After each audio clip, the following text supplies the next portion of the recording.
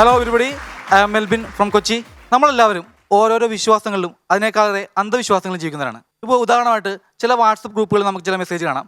ഏതെങ്കിലും ഒരു ദൈവത്തിന്റെ ഫോട്ടോ കൊടുത്തിട്ട് ഈ ഫോട്ടോ നിങ്ങൾ 5 ഗ്രൂപ്പിലേക്ക് ഷെയർ ചെയ്താൽ നിങ്ങൾക്ക് ദൈവം അക്കൗണ്ടിലേക്ക് 15 ലക്ഷം രൂപ ഇട്ട് തരും, അല്ലെങ്കിൽ ഫോണിലേക്ക് 100 GB ഡാറ്റ തരും എന്നൊക്കെ. ഇതൊന്നും ഒരിക്കലും നടക്കില്ല എന്നറിയാമെങ്കിലും നമ്മൾ മലയാളം ഷെയർ ചെയ്യും. കാരണം ചിലപ്പോൾ ബിരിയാണി കിട്ടിയാലോ എന്നുള്ളതാണ് നമ്മുടെ മലയാളിലേക്ക് മൈൻഡ് സെറ്റ്. ഈ കഴിഞ്ഞ ഇടക്ക് എനിക്ക് എൻ്റെ വാട്സപ്പിലേക്ക് ഒരു ഭയപ്പെടുത്തുന്ന ഒരു മെസ്സേജ് വന്നു. ഏതോ ഒരു മദാമയുടെ ഫോട്ടോ, എന്നിട്ട് എഴുതിയിരിക്കുന്നത് ഇത് ലൂയിസ ക്ലിക്ലാക്കിയോ, ഇവള് പണ്ട് ഒരു അപകടത്തിൽ കൊല്ലപ്പെട്ടു, ഇവളുടെ ചിത്രം നിങ്ങൾ പരമാവധി ഗ്രൂപ്പിലേക്ക് ഷെയർ ചെയ്യുക, അഥവാ നിങ്ങൾ ഷെയർ ചെയ്തില്ലെങ്കിൽ ഇന്ന് രാത്രി അവൾ നിങ്ങളുടെ അടുത്ത് വരും. ഞാനിത് കേട്ട് ഭയപ്പെടുന്നില്ല, എനിക്കിതൊക്കെ ഒന്നും വിശ്വാസമില്ല. പിന്നെ ഈ ഷെയർ ചെയ്യുന്നത് ചിലവില്ലാത്ത കാര്യം കൊണ്ട് മാത്രം ഞാൻ ഒരു 10 ഗ്രൂപ്പിലേക്ക് ഷെയർ ചെയ്ത് വിട്ടു. അപ്പോൾ ആ കൂട്ടത്തിൽ ഞാൻ എൻ്റെ ഒരു പ്രിയപ്പെട്ട ചങ്കിനെ അയച്ചു കൊടുത്തു, അവനെ അടിക്കട്ടെന്ന് വിചാരിച്ചു. പക്ഷേ എൻ്റെ പ്രതീക്ഷകൾക്ക് വിപരീതമായി അവനൊരു ഗ്രൂപ്പിലേക്കോ ആർക്കും ഷെയർ ചെയ്തില്ല. അവിടുത്തെ ഇവന് ഇത്ര ധൈര്യമോ? ഇപ്പം അടിച്ച് ബോധം പോയതാണ്. ഞാനത് അറിയാൻ വേണ്ടി അവൻ്റെ വീടിൻ്റെ മുമ്പിൽ കൊണ്ട് ജസ്റ്റ് ഒന്ന് ലാപ്പ് ചെയ്തു. ഞാൻ നോക്കുമ്പോൾ ഉണ്ട് ഇവൻ്റെ വീടിൻ്റെ ബാൽക്കണിയിൽ ജീവിതത്തിൽ ഇതുവരെ കുളിക്കാത്തവൻ കുളിച്ച് കുട്ടപ്പനായി നല്ല അടിപൊളി ഡ്രസ്സൊക്കെ ഇട്ട് സ്പ്രേ ഒക്കെ അടിച്ച് വടക്കുന്നൊക്കെ എന്തെങ്കിലും തടത്തിൽ ദിനേശനെ പോലെ കയ്യിലും മുല്ലപ്പൂവും ചുറ്റിട്ട് ഇങ്ങനെ നിൽക്കണേ. ഞാൻ ചോദിച്ചു എന്താണെന്ന് വെച്ചാൽ പറയും, ഒരാൾ വരും വിട്ടോ, പ്രേതത്തിനെ പോലും പ്രതിപ്പെടാത്ത കാട്ടു കോഴിയാണ് എൻ്റെ ചങ്ക് എന്നെനിക്ക് മനസ്സിലായി.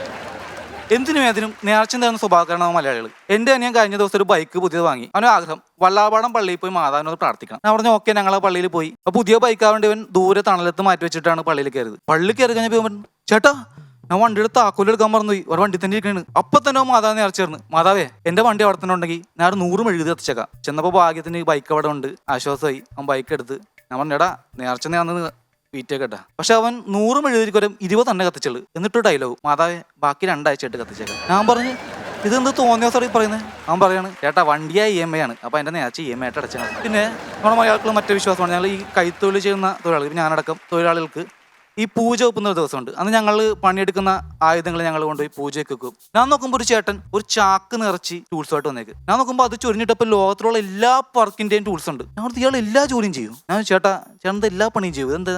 ഞാനൊരു പണിയും ചെയ്യില്ല, ഇതേ ഇവിടെ നിന്ന് വരാത്ത തൊഴിലാളികൾക്ക് ബ്ലാക്കിൽ വിൽക്കാനാണ്. വിശ്വാസം വരെ ബ്ലാക്കിൽ വിൽക്കുന്നതാണ് മലയാളികൾ. ഈ തൊഴിൽ മേഖലയുടെ കാര്യം പറയാനല്ലേ, ഇപ്പോൾ നമ്മൾ മലയാളികൾക്കാലും നമുക്കിപ്പോൾ ജോലിയൊന്നും ഇല്ലാത്തത് നമ്മളെ മലയാളികളെക്കാളും കൂടുതൽ അന്യസംസ്ഥാന തൊഴിലാളികളാണ്. എന്തിന്? കേരളത്തിൽ പെമ്പിളേർക്ക് ഒളിച്ചോടാൻ വരെ ഇപ്പോൾ അന്യസംസ്ഥാന തൊഴിലാളികൾ മതി. അതുപോലെ അന്യസംസ്ഥാന തൊഴിലാളികൾക്ക് ഇവിടെ എന്തിനും സ്വാതന്ത്ര്യമാണ്.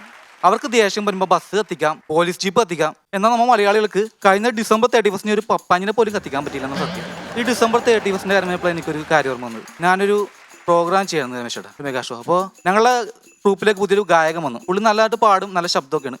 പക്ഷെ പുള്ളിയുടെ കുഴപ്പമെന്ന് വെച്ചാൽ പുള്ളി പാടുന്ന ഒരു രീതി എന്ന് വെച്ചാൽ പുള്ളി ഒരു എനർജിയും ഇല്ലാതെ വടി പോലെ നിന്നിട്ട് മുക്കാല മുക്കാ പുല്ല ലൈല ഓ ലൈല. അപ്പോൾ ഇത് കണ്ടപ്പോൾ ഞങ്ങൾ കോർഡിനേറ്റ് പരിപാടി പറഞ്ഞ് എടാ ഇങ്ങനെ പാടിയാൽ ശരിയാവൂല, നമ്മളുടെ ഗ്രൂപ്പ് എനർജറ്റിക് ഗ്രൂപ്പ്, നല്ല എനർജി വേണം, നീ പാട്ടിനൊപ്പം അതിനനുസരിച്ച് ഡാൻസും ചെയ്യണം, എങ്കിൽ മാത്രമേ ഇനി അടുത്ത പ്രോഗ്രാമുള്ളൂ. അപ്പോൾ ചേട്ടാ അടുത്ത പ്രോഗ്രാം ഞാൻ അത് റെഡി ആയിക്കോളാം. ഓക്കെ, അങ്ങനെ അടുത്ത പ്രോഗ്രാം വന്നു. അപ്പോൾ ഞങ്ങൾ എപ്പോഴും ഭക്തിഗാനത്തോടെയാണ് പരിപാടി തുടങ്ങുന്നത്. ഇവനെ ഭക്തിഗാനം ഏൽപ്പിച്ചപ്പോൾ പാടിയ രീതി എന്ന് വെച്ചാൽ തിരിഞ്ഞിങ്ങനെ നിന്നു. കുറി വരച്ചാലും കുരിശു വരച്ചാലും കുമ്പിട്ട് നിസ്കരിച്ചാലും കാണുന്നതും ഒന്ന് കേൾക്കുന്നതും ഒന്ന് കരുണാമയനായ ദൈവമൊന്ന്. കമോൺ, ദൈവമൊന്ന്. ഇത് ചെയ്തത് മാത്രം ഓർമ്മയുണ്ട്. പിന്നെ കമ്മിറ്റിക്കാർ പുറകിൽ വന്ന് എന്തൊക്കെയോ ഇത് പിന്നെ ബാക്കി പറയാണ്ടിരിക്കാൻ നല്ലത്. അങ്ങനെ എൻ്റെ പ്രോഗ്രാമൊക്കെ പോയി, ഗ്രൂപ്പിൽ പ്രോഗ്രാം ഇല്ലാണ്ടായി. പക്ഷെ ഞാൻ ഈ ടച്ച് വിട്ടു ചോദിക്കാൻ വേണ്ടി ഞാനൊരു കാര്യം ചെയ്തു.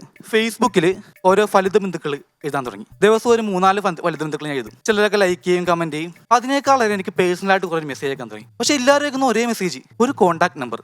എന്നിട്ട് താഴെ എടാ നീ ഇദ്ദേഹത്തെ വിളിക്കൂ, നിന്റെ കഴിവ് തെളിയിക്കേണ്ട സ്ഥലം അവിടെയാണ്. ഞാനോർത്തി അതിലും സിനിമ ഡയറക്ടറോ ചാനൽ ഡയറക്ടറോ ഒക്കെ ആയിരിക്കും. ഞാൻ എൻ്റെ ഫോണിൽ ഡയൽ ചെയ്തപ്പോൾ ട്രൂ കോളർ ഉണ്ട്, അതിൽ കാണിക്കുന്നത് ജോൺസൺ പ്ലാവുങ്കൽ. അപ്പോൾ ഞാനോർത്തിട്ട് ഞാൻ നമ്പർ തന്നെ വിളിച്ച് എടാ ഇത് ഏതാണ്ട് ഡയറക്ടറാണോ? ഇത് ഡയറക്ടറല്ല, പുള്ളിക്ക് ഈ പുരാവസ്തുക്കളുടെ ശേഖരണമുണ്ട്. നൂറ്റാണ്ടുകൾ പഴക്കമുള്ള നിന്റെ കോമഡി പുള്ളി കൊടുത്ത് നല്ല വില കിട്ടുന്നു. പക്ഷേ എന്തൊക്കെ പറഞ്ഞായിരിക്കും ഒരു അഭിമാനിക്കുന്ന കാര്യം, പുള്ളി ജാമ്യത്തിറങ്ങാൻ കാര്യം ഞാനാണ്. പുള്ളിയുടെ കയ്യിൽ നിന്ന് വിളിച്ച പുരാവസ്തുക്കളുടെ ഒറിജിനൽ എൻ്റെ തമാശകൾ മാത്രമായിരുന്നു.